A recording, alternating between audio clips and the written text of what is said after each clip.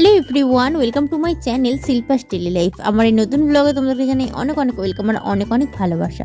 সকালবেলা আজকে নিয়ে বসে গেছি দুধ চা, সাথে কিন্তু নিয়ে নিয়েছি বিস্কুট। আজকে আমার ছেলে তাড়াতাড়ি উঠে পড়েছে, এখন 9টা মতো বাজতে যাই, খেলা করছে বাবা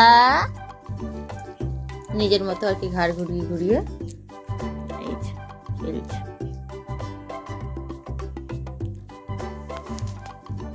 দেখো মা এখানে করেছিল কিন্তু আলু ভাজা, সেই আলু ভাজা আর একটু চানাচুর দিয়ে আজকে মুড়িটা খেয়ে নিচ্ছি। তো এটা দিয়ে মুড়ি খাচ্ছি। আর আজকে কিন্তু সকাল সকাল এসেছিল আমার শ্বশুর মশাই, কারণ কি আমার শ্বশুর বাড়িতে হচ্ছে কালী পুজো, যেহেতু আমার এটা অনেক দিন আগেকার করা ভিডিও, বেশ 10-15 দিন আগেকার, তো আমি এখন আপলোড করছি আর কি, এখন আমার এডিট করার সময় হয়েছে।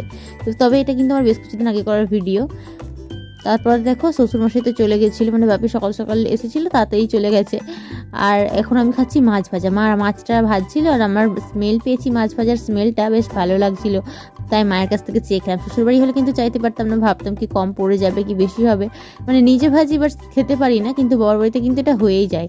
আর প্রেগনেন্সি টাইমটাতে তো আমি মাছ একদমই খেতে পারতাম না, তখন তো মাছ খেতামই না, শুধুমাত্র ইলিশ মাছটা আর চিংড়ি মাছ, পাঙাশ মাছ, এই 3টে মাছ খেতে পারতাম। বাকি কিন্তু পুকুরের মাছ মানে পোনা মাছ টোনা মাছগুলো খেতে পারতাম না, পাঙাশ মাছটা পারতাম। আর ইলিশ মাছটা খেয়েছিলাম আমি প্রেগনেন্সি টাইমে, বেশ বর্ষাকাল তো ছিল, বেশ কয়েকবার খাওয়া হয়েছে। চিংড়ি মাছটাও খুব একটা ভালো খেতাম না, তবে পাঙাশ মাছটা কিন্তু ঝাল ঝাল করে রান্না করে আমি ভীষণভাবে খেয়েছি। যাই হোক, এখন আবারও খেতে পাচ্ছি, মানে আমার ছেলে হয়ে যাওয়ার পরেই যে আমাকে হসপিটালে খাবার দিয়েছিল নার্সিং হোমে, তখন থেকে কিন্তু আমি মাছ খেতে পারি, ভেবেছিলাম হয়তো পারবো না, বাট পারি।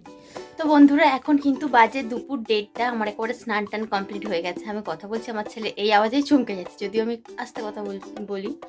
তো একবারে স্নান টান কমপ্লিট হয়ে গেছে। এদিকে ওর কাঁথা কাপড় টাপড় রয়েছে, এগুলো সব ভাঁজ টাজ করে রাখি। আর আজকে হয়েছিল আমার শ্বশুর মশাই, ফাল্গুন মাসে শিবরাত্রির পরের দিন আমাদের ওখানে কালী পুজো হয় বড় করে, তো নেমন্তন্ন করতে এসেছিল এখানকার সবাইকে, বাড়ির সবাইকে, তো ওই দিন যাবো আর কি। তো এমনিতেই প্ল্যান করেছিলাম ওই দিন যাবো, আমার ছেলের পুজো দেবো। তো ছেলের নামে প্রে করেছিলাম ঠাকুরের কাছে, ও যদি সুস্থভাবে হয়ে যায় তখন ঠাকুরকে পুজো দেবো।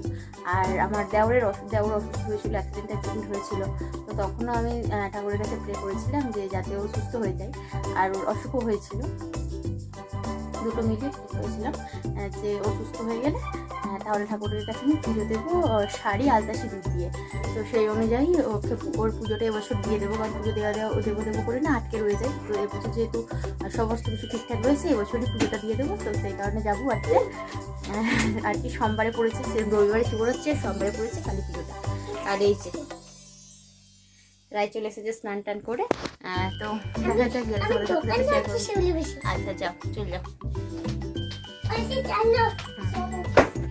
তো আমি তো ভেবেছিলাম এখন যে বাড়ি যাব, এখন গিয়ে থেকেই যাব, যেহেতু এর বয়স প্রায় 2.5 মাস হয়ে গেল। কিন্তু বর বলছে কি এখনও তো আমার কোল ছাড়া হতে চায় না, আমি একা একা কাজকর্মগুলো নিজে করতে পারি না, ওকে যদি না কেউ নেয়। তো এখন যদি ওখানে যাই, ওখানে তো শ্বশুরবাড়িতে গিয়ে থাকা মানে টুকটাক কাজকর্ম করতেই হবে, শাশুড়ি মায়ের গরু রয়েছে, একটু ব্যস্ত থাকে।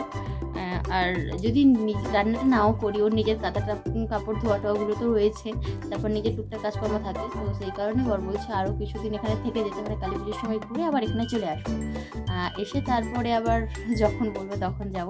এই হয়ে গেছে ব্যাপারটা। তো ঠিক আছে, এখন এখানেই থাকবো বাবার বাড়িতে, জাস্ট কদিনের জন্য যাবো, তাহলে কাজগুলো করে নিই আর কি। তো দুপুরবেলা কিন্তু একদম সিম্পল রান্না বান্না হয়েছে, বেশি কিছু করার সময় পাইনি। এই যেখানে কলা টলা দিয়ে একটা তরকারি হয়েছে, আর ডাল হয়েছে, মাছের ঝাল হয়েছে, এই ছিল আজকে আমাদের দুপুরের রান্না।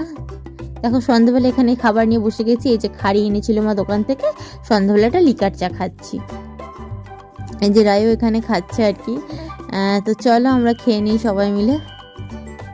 ও রায়সোনা এদিকে ফুল নিয়ে এসে হাজির হয়েছে, যেহেতু দাদা গানে গিয়েছিল, সেখান থেকে তো দাদাদেরকে মালা পরায়, দাদারা যেহেতু কীর্তন করে, 2টো মালা এনেছে ও, আর দাদা সেগুলো বাড়িতে নিয়ে আসে, আর ও সেগুলো নিয়ে ঘুরে বেড়ায়।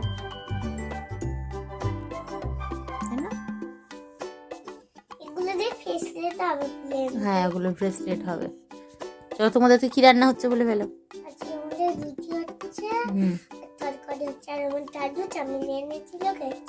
চাউমিনও খেয়েছি, আমাকে দিলি না তো, গুগল পেসে ক্যাডবেরি আনলেছে, আমি তোকে দিই। ঠিক আছে ঠিক আছে ঠিক আছে।